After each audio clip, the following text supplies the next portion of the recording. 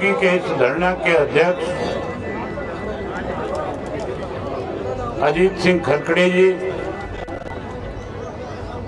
मेरे साथ में आए हुए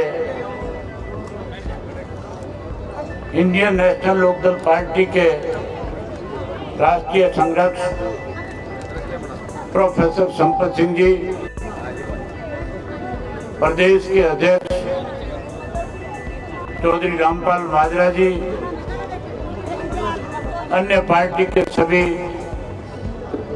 प्रदेश, जिला और राष्ट्रीय स्तर के नेतागण, धरना कमेटी की सभी सदस्यगण, पास के गांव से आदरणीय बुजुर्गों, नौजवान साथियों, माताओं, बहनों, पत्रकार छायाकार दोस्तों, मेरे से पहले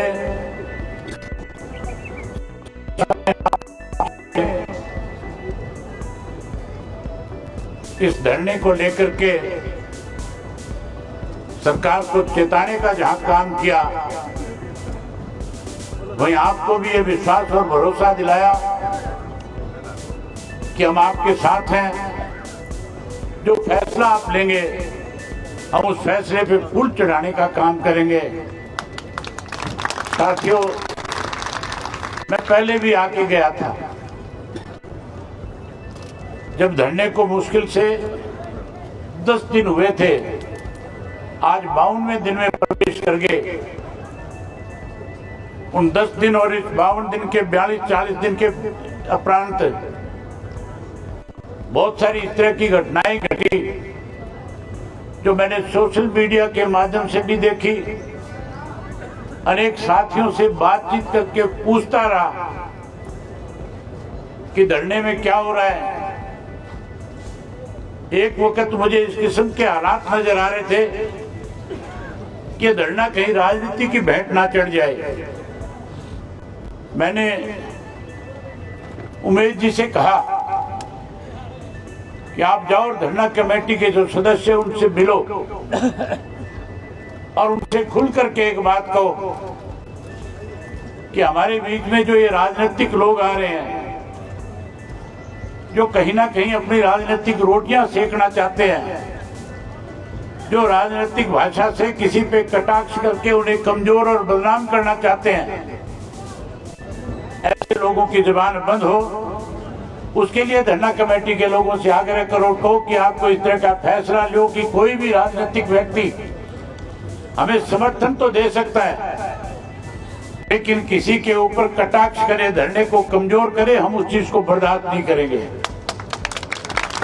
और ये बात जब उमेश ने धरना कमेटी के लोगों के सामने रखी, तो मैंने अगले दिन जो सोशल मीडिया के ऊपर देखा, कमेटी के इस धरना के संचालन करने वाले अनूप सिंह जी ने खुल करके ये बात कही कि कोई भी व्यक्ति आकर के किसी भी खाप से, किसी भी संगठन से, किसी भी किसान यूनियन से, किसी भी राजनीतिक दल से हमें समर्थन तो दे सकता है, लेकिन यहाँ किसी पे कटाक्ष करेगा तो हम उसको इस चीज की इजाजत नहीं देंगे। मैं आपको इस बात के लिए बधाई देता हूँ। हमारा धरना तभी मजबूत होगा, हमारी बात तभी सरकार मानेगी जब हमारा भाईचारा इकट्ठा होगा, हमारी ताकत बड़ी होगी।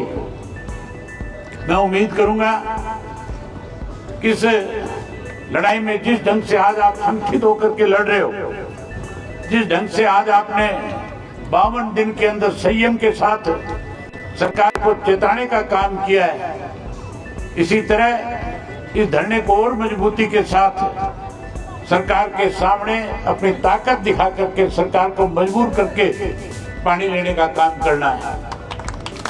ये साथियों, कमाल की बात है, पहले टी लगाई जाती है, किसी एक व्यक्ति को गांव में भेजा जाता है, वो आके कमेटी से बात करता है और फिर रातों रात टी लगाने का काम करते हैं। ये जो टी लगाई गई थी, तो मुझे इसकी जानकारी है, ये टी किसी और ने नहीं, इस मुख्यमंत्री सैनी के इशारे पे, इसके कहने पे लगाई गई थी। जब टी लग गई तो ये जो यहाँ का आपका विधायक है भ्याणा, ये पचा नहीं पाया इस बात को कि गांव के लोगों को टी के माध्यम से पानी मिले। ये यहाँ से रोहतक गया, रोहतक जाकर के ग्रोवर को इसने अपने साथ लिया, मनीष को। ये मनोहर लाल खट्टर की कोठी पे पहुंचा और वहां जाकर के कहने लगा कि मैं तो कहीं मुंह दिखाने लायक नहीं बचूंगा अगर ये टी से पानी कानत गांव को चला गया। और मनोहर लाल खट्टर ने फिर दोबारा सरकार को आदेश दिया कि उस टी को उखाड़ो। टी को उखाड़ करके गांव के लोगों में दहशत बढ़े, इसके लिए ज्यादा से ज्यादा मुकदमे दर्ज करो, लाठीचार्ज करो, आंसू गैस छोड़ो, लोगों में दहशत फैलाने का काम करो। लेकिन बधाई देता हूं आपको कि टी उखड़ने के बाद भी आप लोगों ने बड़े संयम के साथ सरकार का विरोध किया और फिर से इस धरने को एक बड़ी ताकत देने का काम किया, फिर से इस लड़ाई को आगे बढ़ाने का काम किया। साथियों, ये तो टी की बात करते हैं, पीने के पानी की बात करते हैं, नहीं देने की बात करते हैं। चौधरी संपत सिंह अभी आपको बता रहे थे, कह रहे थे कि किस तरह से हरियाणा प्रदेश की सरकार ने राजस्थान की सरकार के साथ एक MOU साइन किया पिछले दिनों। यमुना से राजस्थान को पानी देना चाहते हैं 1900 क्यूसेक, और राजस्थान की सरकार उस MOU के माध्यम से 38,000 करोड़ रुपया खर्च करके अंडरग्राउंड पाइप डाल करके पानी लेकर के जाना चाहता हमारे हिस्से का। हमें SYL का पानी दे नहीं रहे और यमुना से पानी राजस्थान को देने की बात करते हैं। किसी एक भी पार्टी के विरोध के नेता ने विरोध नहीं जताया। विरोध इसलिए नहीं जता पा रहे कि सन 1994 में कांग्रेस पार्टी ने भी इस तरह का फैसला लेकर के हमारे हिस्से का पानी राजस्थान को देने की बात कही थी। उस वक्त चौधरी ओम प्रकाश चौटाला ने ट्रैक्टर यात्रा करके पूरे हरियाणा प्रदेश के 17 अपने साथियों के इस्तीफे दे करके और उस पानी को रोकने का काम किया था। आज फिर ये बीजेपी वाले हमारा पानी उनको देना चाहते हैं। हमारा जो अधिकार है, हमारा हक है, पीने का पानी है, वो हमें दे नहीं रही है। आज हमारी पार्टी की बैठक है, हम उस बैठक के अंदर इस तरह का सख्त निर्णय लेंगे यहाँ चयनत को पानी तो ना करके सरकार से लेकर के देने का काम करेंगे। और वही जो राजस्थान को हमारे हिस्से का वहां से 1900 क्यूसेक पानी जो देने की बात कर रहे हैं, एक इंच पानी भी जब तक SYL का पूरा पानी हमें नहीं मिल जाएगा, हम हरियाणा प्रदेश से बाहर नहीं जाने देंगे, चाहे हम उसके लिए कितनी बड़ी कुर्बानी करनी पड़े। सरकार में बैठे लोग बारी बारी से कहते हैं, मंत्री बयान देता है, भ्याणा भी प्रेस कॉन्फ्रेंस करता है, छात्र तो बोले सो बोले, छाजनी भी बोल रही है। हैरानी की बात है, इसी भ्याणा ने कांग्रेस में रहते हुए, कांग्रेस का जब MLA था, हुड्डा की सरकार में था, इसकी CD बनाई गई थी जिसमें रिश्वत के रूप में पैसे मांग रहा था, कह रहा था कॉलोनी के लाइसेंस दे दूंगा, इतने पैसे लगेंगे। बीजेपी की सरकार इसलिए इसके खिलाफ कार्रवाई नहीं करी कि बीजेपी में शामिल हो गया। लेकिन सरकारें बदलती रहती है, आनी जानी चीज है। जिस दिन इंडियन नेशनल लोकदल पार्टी प्रदेश में सत्ता आ गई, इस भ्याणा की जगह हांसी के अंदर नहीं, हांसी में बनने वाली नई जेल के अंदर होगी। जहां तक टी की बात है, साथियों, ये कहते हैं, कानून सिखाते हैं कि टी लगाई नहीं जा सकती अमृत 2 योजना के तहत। मैं आपको बता देता हूं, भिवानी शहर के अंदर पानी देने के लिए जहां आपके मित्ताथल से एक नहर के पाइपलाइन का निर्माण किया गया था, उसके अंदर बीच के अंदर नाथुवास गांव आता है। नाथुवास के गांव के लोगों ने जब कहा कि हम यहां से पाइपलाइन तब जाने देंगे जब हमें टी से पानी दिया जाएगा, इसी सरकार ने नाथुवास में टी लगा करके पानी देने का काम किया था। मैं आज सरकार को इस बात की चेतावनी देता हूं कि हांसी के अंदर पानी तभी जाएगा जब चेतन के अंदर टी लग जाएगी और चेतन के लोगों को पानी मिल जाएगा। साथियों, ज्यादा कुछ ना कहते हुए एक बार फिर आपको ये विश्वास और भरोसा दिलाने के लिए आया हूं कि आपके साथ हैं, साथ रहेंगे। जो फैसला आप करोगे उस फैसले पे फूल चढ़ाने का काम करेंगे। हम कभी अपनी बात से पीछे नहीं हटे।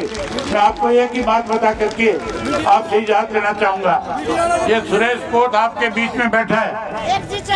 अरे एक मिनट, ये सुरेश कोट आपके बीच में बैठा है। कोट साहब, 1 मिनट आना इधर। मैं आपको खुल करके बताना चाहता हूँ, बैठ जाओ, बताना चाहता हूँ। जब किसान आंदोलन चल रहा था, उस किसान आंदोलन के दौरान मैं सिरसा से ट्रैक्टर ट्रालियों के काफिले में हजारों लोगों को साथ लेकर के किसान आंदोलन में पहुंचा था। और जब मैं किसान आंदोलन में पहुंच गया तो पहुंचने के बाद रात का समय था, हम सारे साथी वहां पहले से हमने टेंट लगवा रखे थे, टेंट के अंदर बैठे थे। कोच साहब आए, इन्होंने आकर के मुझे कहा कि मैं सारे किसान संगठनों की तरफ से आपसे बात करने के लिए आया हूँ। मैं इनकी बात को भांप गया था। मैंने पूछा बताओ क्या चाहते हो।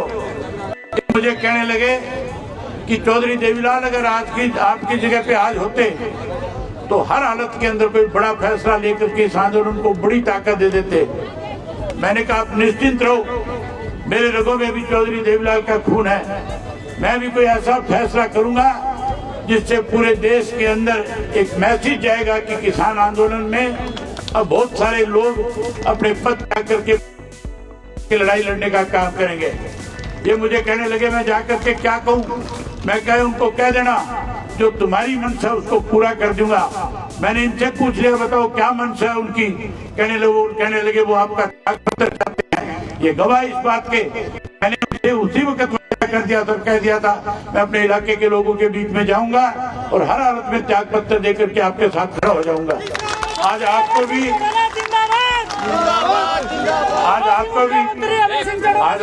विश्वास दिला करके जाता हूँ। चेतन गांव जो फैसला ले लेगा, कमेटी जो फैसला ले लेगी, जैनत गांव जो है, चाहे हमें किसी भी हद को पार करना पड़ेगा, पीछे नहीं हटेंगे, आपके साथ खड़े रहेंगे। आपने मेरी बात सुनी, आप सबका बहुत धन्यवाद। और मीडिया के साथियों का इससे ज्यादा बड़ी कमजोर सरकार क्या हो सकती है, जो मीडिया के माध्यम से जो बात देश में इस जैनत गांव की जाती है उसको रोकने के लिए कहीं इनके अकाउंट्स बंद कर दिए। मैं सरकार को चेतावनी देता हूं कि इनका अकाउंट्स खोल दे, वरना हर जिले के अंदर इस तरह की चीजों का सामना करना पड़ेगा। बहुत धन्यवाद। अगर आप ये वीडियो YouTube पर देख रहे हैं तो हमारे चैनल को सब्सक्राइब कर बेल आइकन दबाएं और Facebook पर देख रहे हैं तो हमारे पेज को लाइक करें।